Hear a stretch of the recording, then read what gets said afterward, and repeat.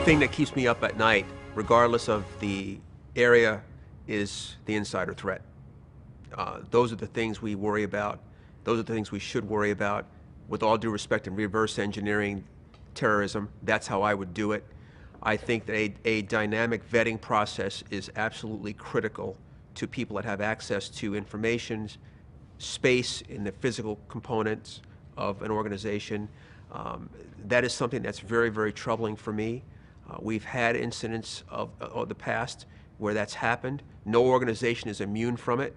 We have some three-letter acronym organizations in the United States that have been penetrated by it, and that's the thing that keeps me up at night. And it's not that person in that organization that goes operational. It's that person that sits in an organization as a sleeper and constantly provides critical data to whatever organization or component they're working for, so that they have situational awareness on what that company is doing.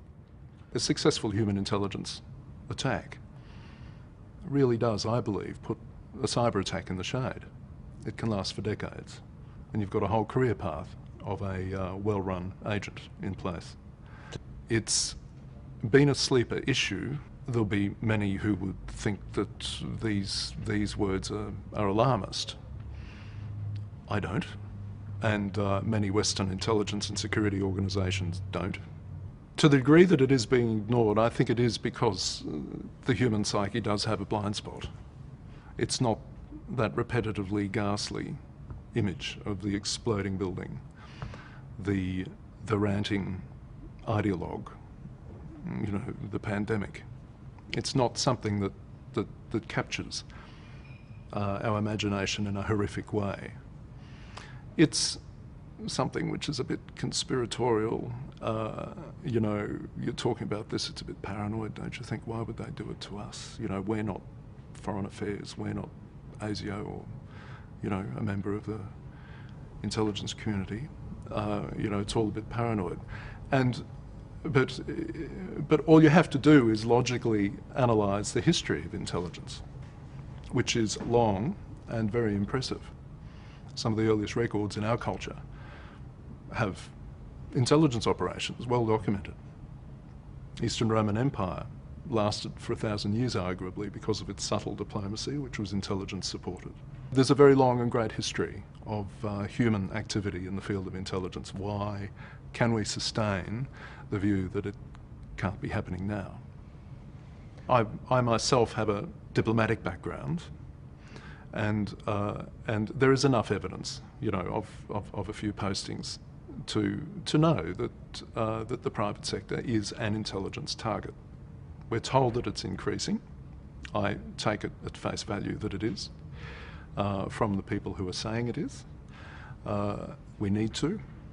But also, when you look at the way commercial sectors, especially in the Western economies, are taking on more activity and operation in the national interest, or more activity and operation which is relevant to national interest, it stands to reason that they become legitimate intelligence targets. And particularly when they are dealing with some of the powers where there is a less clearly defined delineation between private and public, where their interlocutors could very well be briefed, acting to a brief, you know, receiving information, due diligence information through the back door on your organisation's position. Okay. There is nothing strange here. The management processes that are necessary to mitigate this risk are the responsibility of the organisations. Yes, of course, ASIO and our intelligence community are responsible for locating spies on our territory and hostile intelligence activity in whatever form it might be. But the major corporations, any organisation, any state government, local government, you know, major organisation that may consider itself to be at risk, has done a proper analysis of its information holdings, has done the proper analysis of what might be of interest, and has done the proper analysis of its vulnerability to these risks. They're responsible to actually do something about it. There's no panacea, though. The most professional security and intelligence services in the world were penetrated and are continually penetrated. It happens. It's just that when you look at the information and the operations of a growing number of comercial operators, they're owner-operators of critical infrastructure. They're managing negotiations which are directly in, if they're Australian companies, they're directly in the Australian national interest. Some of their information is directly in the national security interest. They're responsible to actually do all they can to protect themselves from human intelligence attack. Part of the answer is about organisations themselves understanding what they have. A lot of big organisations don't have the first idea of the extent and depth, the quantity and the quality of their information holdings, let alone what elements within those holdings may be of interest to a foreign power, whose policies and whose strategies they have very modest ideas and understandings of as well. Betrayal is often about revenge. That is prompted often by poor management and poor leadership. And it's not necessarily going to be the security manager, the sort of the resident spy down in the basement who's going to find out about this. It's going to be colleagues, peers, potentially even family who think that something's wrong.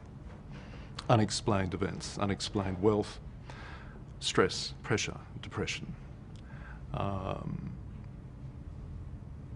Indicators which together can point to obviously a problem which potentially can be a serious one of this nature. That insider threat may not be detected by that highly trained, high-level security executive, but more likely from their peers. But do the peers know what to look for?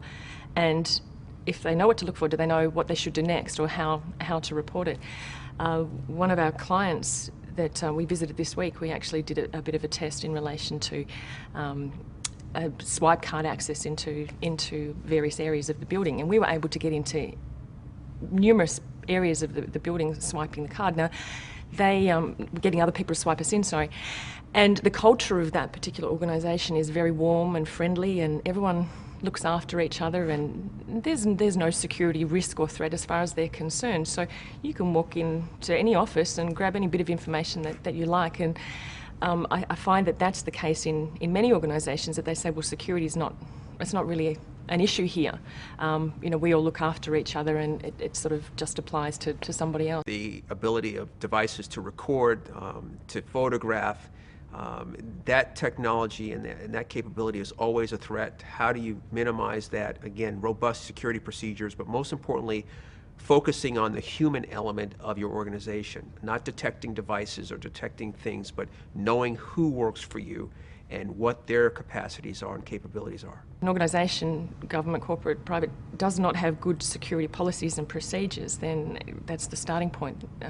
Or the online training programs that we help customise with our clients, that's our starting point. Show us your policies, show us your procedures. And often as we're writing programs for them, they say, that's fantastic, I really should have that information in my policies. And it goes backwards and forwards until they end up with some amazing policies and an amazing online training program to get the message across.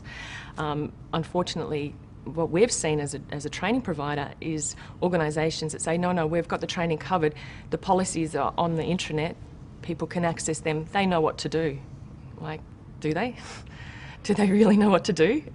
Sometimes they don't even know how to access those policies, let alone when they try to read them, trying to make sense of what it means to them and what they should do as a result. We're talking about, I think, a healthy security culture.